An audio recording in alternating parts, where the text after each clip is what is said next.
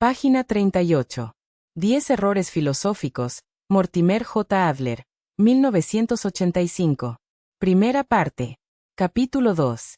El intelecto y los sentidos. 2.6. El intelecto rebasa a lo sensorial. El origen del hombre de Charles Darwin, publicado en 1871, más de una década después de su Origen de las especies, rechazó la visión tradicional del estatus de la especie humana, una visión que había prevalecido en el pensamiento occidental desde la antigüedad hasta el siglo XVII y, en algunos sectores, incluso después. Según la visión tradicional, el hombre, como animal racional, difiere radicalmente en especie de todos los demás animales debido a que el hombre, y solo el hombre, posee un intelecto además de los sentidos que los humanos comparten con otros animales.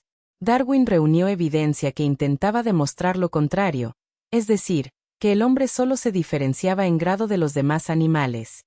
Hobbes y Hume se anticiparon a Darwin por siglos, aunque esto a menudo ha pasado desapercibido. La consecuencia más grave de su visión errónea de la mente humana, constituida por los sentidos y la imaginación, y carente de intelecto, es la conclusión de que los hombres difieren de otros animales solo en grado, no en especie. No dudaron en llegar a esa conclusión, pues si las diversas facultades que nos proporcionan la experiencia sensorial y nos permiten aprender de ellas son comunes a los humanos y a otras especies animales, entonces las únicas diferencias entre los humanos y otros animales deben ser diferencias de grado. Desde la época de Darwin, la experimentación con animales en laboratorios psicológicos ha aportado mucha evidencia adicional que se considera que refuerza esta conclusión. Se ha interpretado como una muestra de que otros animales poseen conceptos, además de percepciones, incluso si no poseen intelecto en el sentido tradicional del término. Junto con esta atribución de inteligencia conceptual a otros animales, se les ha atribuido capacidades lingüísticas que, según se dice, difieren solo en grado del uso humano del lenguaje. Si estas interpretaciones y atribuciones fueran correctas, mucho de lo dicho en las páginas anteriores debería retractarse, pero no lo son. Dejando para el próximo capítulo mi crítica a las afirmaciones falaces sobre el desempeño lingüístico de otros animales, me centraré aquí en la interpretación errónea de la evidencia que supuestamente demuestra que otros animales poseen conceptos que les permiten abordar tanto generalidades como particularidades. En resumen, la evidencia experimental demuestra que otros animales, en condiciones de laboratorio, pueden aprender a discriminar entre diferentes tipos de objetos percibidos. Aprenden a reaccionar de una manera a los cuadrados y de otra a los círculos, por ejemplo, o a comer lo que se coloca sobre una superficie verde y a evitar lo que se coloca sobre una superficie roja. Dichas discriminaciones indican que son capaces de generalizar, y esto constituye la base para atribuirles conceptos, así como percepciones. El error aquí consiste en pensar que ser capaz de discriminar entre diferentes tipos de objetos equivale a ser capaz de comprender los distintos tipos y sus diferencias. Considerar la capacidad de un animal para discriminar entre similitudes y disimilitudes percibidas como evidencia de pensamiento conceptual por su parte implica un uso equívoco del término, concepto. En sentido estricto, los conceptos son, a. disposiciones adquiridas para reconocer objetos percibidos como de esta o aquella clase, y al mismo tiempo, b. comprender cómo es esta o aquella clase de objeto, y, en consecuencia, c.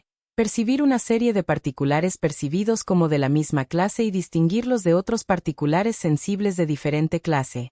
Además, los conceptos son disposiciones adquiridas para comprender cómo son ciertos tipos de objetos tanto, a. cuando los objetos, aunque perceptibles, no se perciben realmente, como, b. también cuando no son perceptibles en absoluto, como ocurre con todos los constructos conceptuales que empleamos en física, matemáticas y metafísica.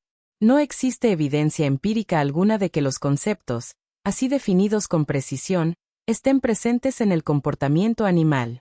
Su inteligencia es enteramente sensorial. Sus operaciones se limitan al mundo de los objetos perceptuales e imaginables.